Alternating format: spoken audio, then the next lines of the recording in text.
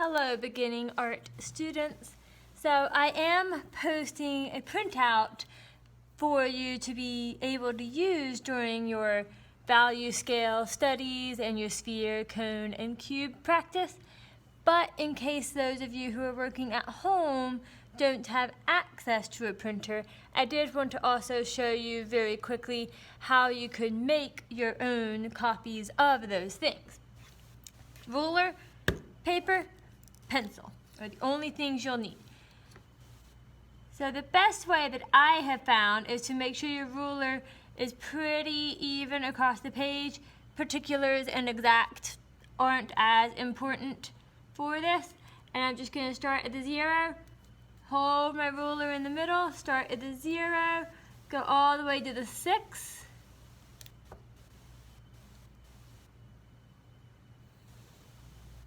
I'm going to make my bottom line a little bit longer than my top line, since I do know that I want it to be about 6 inches. So then I'm going to make a hash mark at the 0, the 1, the 2, the 3, the 4, the 5, and the 6. Because then that way I'm going to have 6 sections. So then I'm going to look at where my ruler lines up. So it's right on the 6.5. So I'm going to keep it, I'm just going to slide it on down there. Keep it lined up with the 6.5. 0, 1, 2, 3, 4, 5, 6. Now there are more precise ways of measuring this, but since this is an exercise primarily for value and not too concerned about the particulars of size, it's okay if it's a little bit off.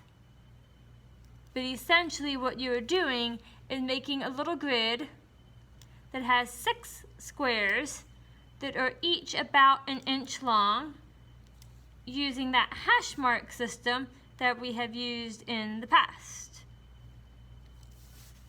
So then that way, the demo that I've already shown you will be applicable to these sections.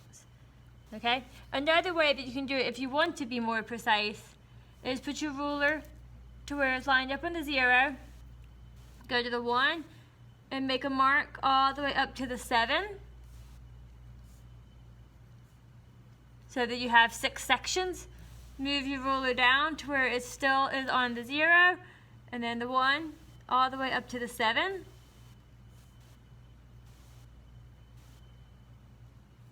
And then you could connect those hash marks across, drawing nice and light.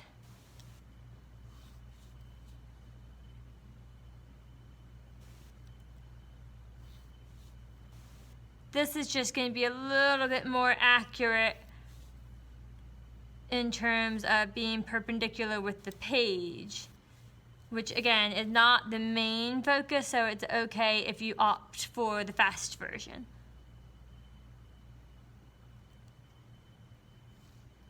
And then I would still just lay my ruler down and line it up with the hash mark.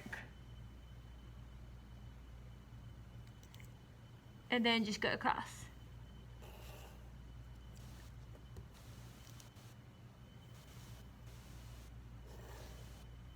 So that you still end up with 6 sections there. So that is how you can make either of those. Now to do your graduated one, you would basically do the same thing, except you can actually just go about the same length.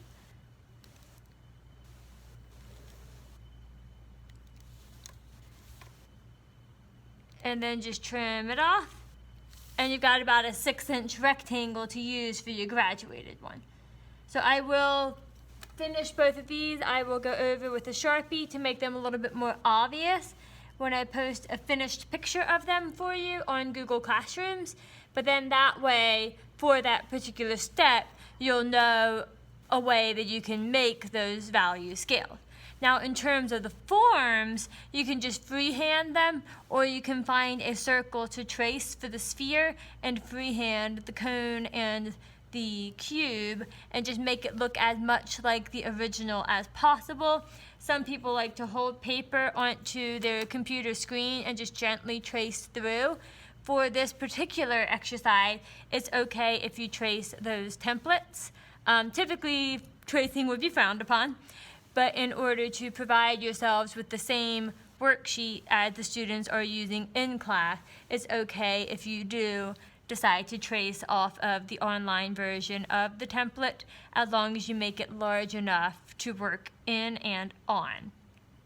So if you have any questions about creating your own template version of this at home without being able to print, please do not hesitate to email me so that I can help you make sure you understand how to do that.